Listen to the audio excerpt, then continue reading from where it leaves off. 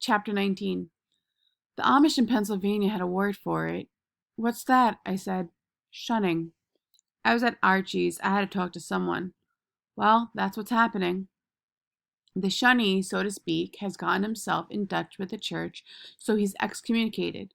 The whole community is in on it. Unless he repents, nobody speaks to him for the rest of his life, not even his family. What? That's right, not even his family. What about his wife? Wife, kids, everybody. His pipe had gone out. He relit it with a stick match. I believe the idea is to drive him away. But some stay, continue working the farm, having dinner. If he passes his salt to his wife, she ignores it. If the bishop had his way, the pigs and chickens would ignore him. It's as if he doesn't exist. I nodded. I know the feeling. We were on the back porch. I stared out at Seguro. He said, "Does it happen to you when you're not with her?" "No," I said. "At least I don't think so. But when I'm with her, I feel like it's aimed at me too." A small pipe cloud left the corner of his mouth. He smiled sadly. Poor dolphin, caught in a tuna net. I picked up Barney, the Paleocene rodent skull. I wondered if someone would be holding Cinnamon's head 60 million years from now. So what should I do? Archie waved his hand. "Oh, well, that's the easy part. Stay away from her. Your palm's kaput." I sneered. Great advice. You know it's not that easy. He did know, of course, but he wanted me to say it. I told him about the Valentine, the night in her driveway, the walk in the desert. The question that came to mind then sounded silly, but it persisted. "Do you believe in enchanted places?" He took the pipe from his mouth and looked straight at me. "Absolutely." I was confused. "But you're a scientist, a man of science." "A man of bones. You can't be up to your eyeballs in bones and not believe in enchanted places." I looked at Barney. I ran my fingertip along the hard line of his 2-inch jaw, rough like a cat's tongue. 60 million years in my hands. I looked at Archie. "Why can't she be—" He finished for me. "Like everybody else?" He stood up and stepped down from the porch onto the desert, for his backyard, except for the shed where he kept his digging tools, was the desert. Nature did the landscaping. I put down Barney and joined him. We ambled toward Seguro. "Not like everybody else," I said. "Not exactly, not totally, but—" "Archie?" I stopped. He stopped. I turned full face to him. My thoughts and feelings were a wild, conflicting jumble. After staring stupidly at him for a long time, I blurted, "She cheers for the other team!" Archie pulled the pipe from his mouth as if to better digest my words. He raised one finger in the air. He nodded solemnly. "Ah, yes." We resumed walking. We walked on past the tool shed, past Seguro. Occasionally, I picked up a stone and flung it toward the purple marsupials.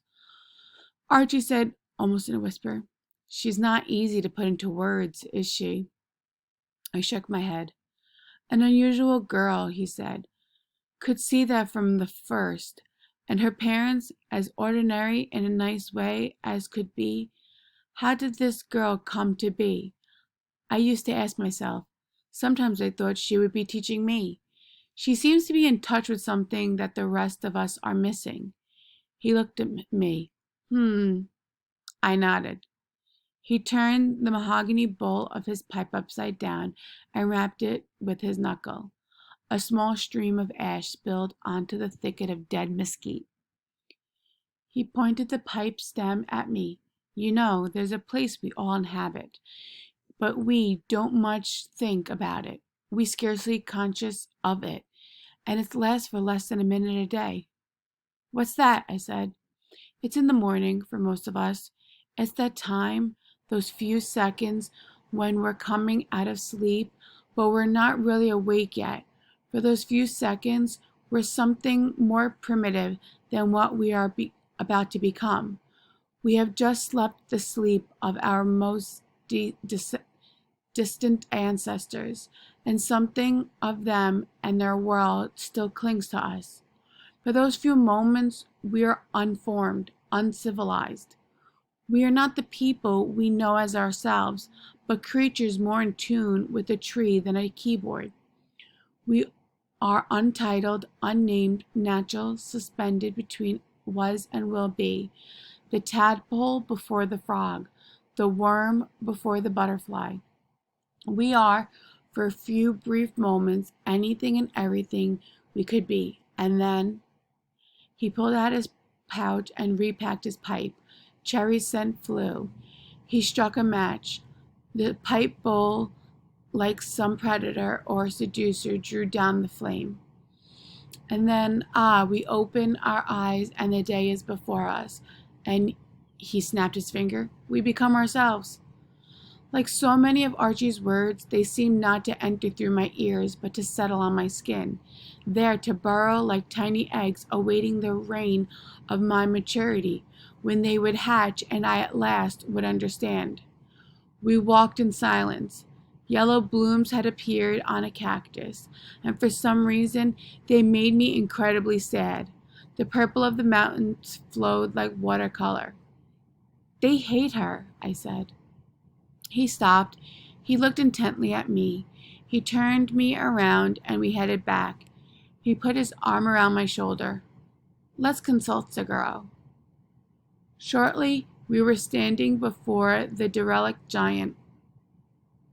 I never understood how the Seguro or managed to convey a sense of dignity, majesty, even considering his sticky, rickety, see-through skeleton and the ridiculous, leathery crumple of hide about his foot, his fallen breeches. Archie always spoke to him with respectful formality as to a judge or visiting dignitary. Good day, Seguro, he began. I believe you know my friend, the charter member of the Loyal Order of the Stone Bone, Mr. Borlaug. He whispered an aside to me. I'm a little rusty, but I think I'll use Spanish now. He prefers it on delicate matters. He turned to the cactus. Percy or Borlaug, es la chementi d'un shunning de sus campa eros estudiantes y lesio. El objeto principal de shunning es la enormidad del Borlaug, nuestra propia ortia estrella. I don't know Spanish, guys. You know that. As Archie spoke, he looked up toward the elf owl hole. Now he turned back to me and whispered. I asked for questions. Questions, I whispered. What about answers? But he was turning from me, tilting his head toward the great cactus, his fingers on his lips. Shh! His eyes closed. I waited. At last, he nodded and turned back to me. The esteemed Seguro says there are only one question. What's that? I said. He says it all boils down to this, if I'm translating correctly. Whose affection do you value more, hers or the other's? The Seguro says everything will follow from that. I wasn't sure I understood the Seguro or any more than I understood Archie half the time, but I said nothing and I went home. In bed that night, as the moonlight reached high tide under my chin, I realized that in fact I understood the question perfectly. I just didn't want to answer it.